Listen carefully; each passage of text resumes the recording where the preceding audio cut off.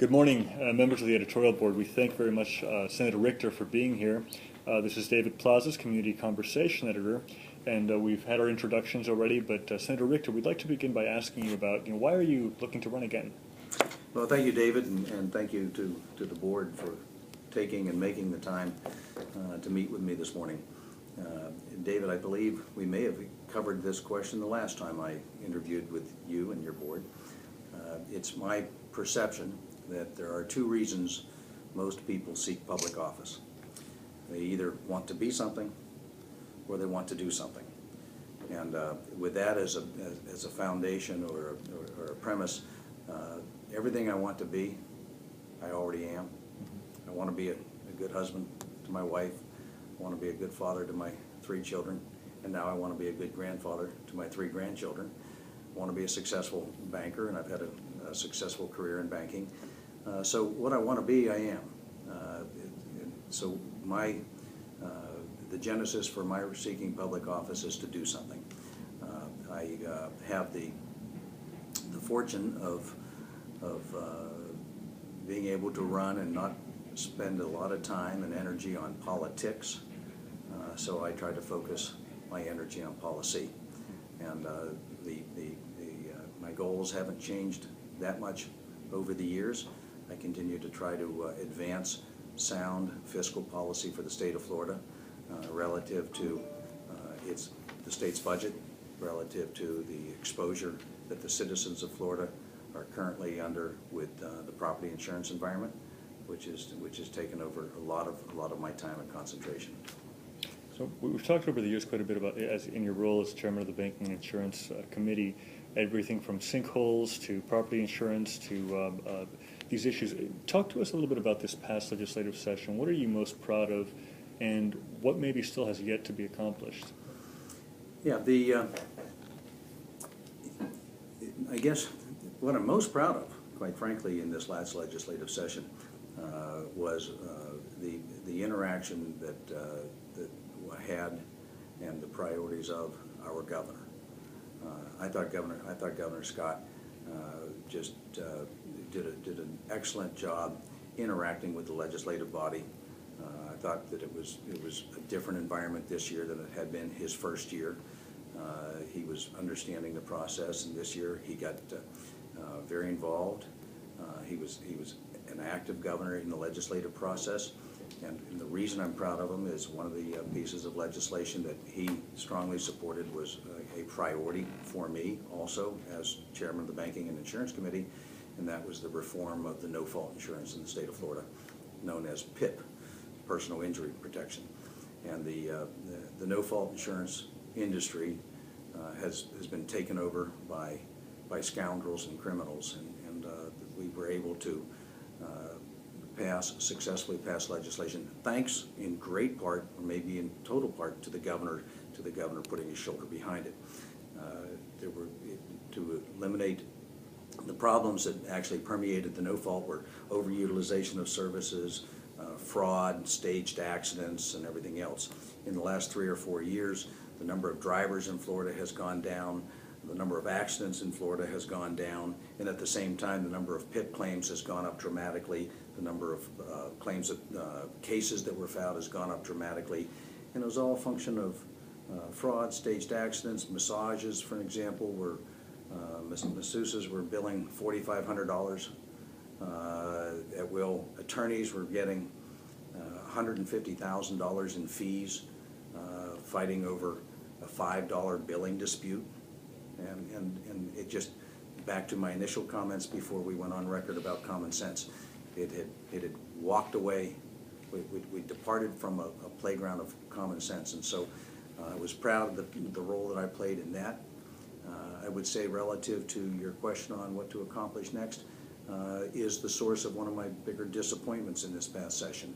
In the property insurance arena, I've been successful each year in promoting legislation to create a more fiscally sound environment in property insurance, and one of my goals this year was to successfully pass legislation that would have attracted more competition to Florida to take out policies out of the Citizens Property Insurance Corporation. That company has grown from an insurer of last resort to the largest insurer in the state of Florida. It's more like the insurer of first resort now. It had at one point over in excess of close to 1.5 million policies, and so I was supportive of and sponsored a piece of legislation that would have permitted surplus companies to come in and do takeout policies with consumer protections relative to capital surplus, underwriting credibility, rating credibility, and the consumer's opportunity to say, you know what, no, I don't want to go, if they didn't want to go. So we had all types of safety blankets for consumer protection, and at the same time began to advance wise legislation that would promote the depopulation of citizens. But we've got to get our arms around depopulating citizens, because right now that insurance company that's owned by we citizens of Florida has a total exposure of greater than $500 billion in the state of Florida. And if we're hit with a major hurricane that comes in and just says it's a Category 1, they've got $7 billion in cash reserves. They've got $500 billion in total exposure, and in a year, a 1 in 100 year storm, if it hits something like an Andrew again, that's $25 to $30 billion. They don't have the ability to bond and to pay the claims. So where do they pay the claims? How do they pay the claims? The word we use in government is assessment. The word you use at home is tax. Everybody that has an insurance policy, whether it's an auto, any policy at all other than med-mal and workers' comp, get assessed. If you look at your automobile policy, you'll see CAT fund assessments and citizens assessments, and so that legislation came up short. We weren't successful, but it's my intention to go back in the next session and pursue that again. That was my question. If there were someone, I'd like you to identify one piece of legislation that either you sponsored or were actively involved in promoting, and which made it into law, and now you wish that you could take it back. Which bit of legislation is that one? Could you be specific? Yes, I can be not only specific, I can be very specific. Okay, please. The piece of legislation that I most regret voting for happens to have been House Bill 1A. It also happens to be the very first piece of legislation I ever voted for.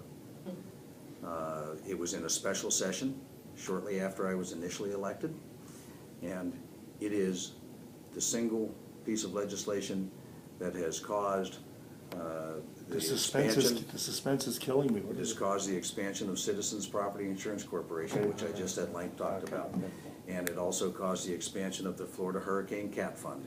It is the primary cause. And what that legislation did is it just arbitrarily froze the premiums for Citizens policyholders. It was a political statement made by our former governor, Charlie Crist. It froze their premiums because he wanted to say, I'm going to make your premiums drop. Well, how about doing it responsibly, fiscally responsible? Because of that legislation, Citizens policyholders are paying premiums that are actuarially unsound. It also required insurance companies to purchase reinsurance from the state of Florida at a discounted premium. Back then, when that legislation was passed, those companies then had to take the savings on their reinsurance and pass those along to consumers in the form of policy premium reductions, which is fine if you can get legitimate premium reductions passed on to the consumers. I'm okay with that. But the trade-off was now we've got $15 billion in reinsurance that the state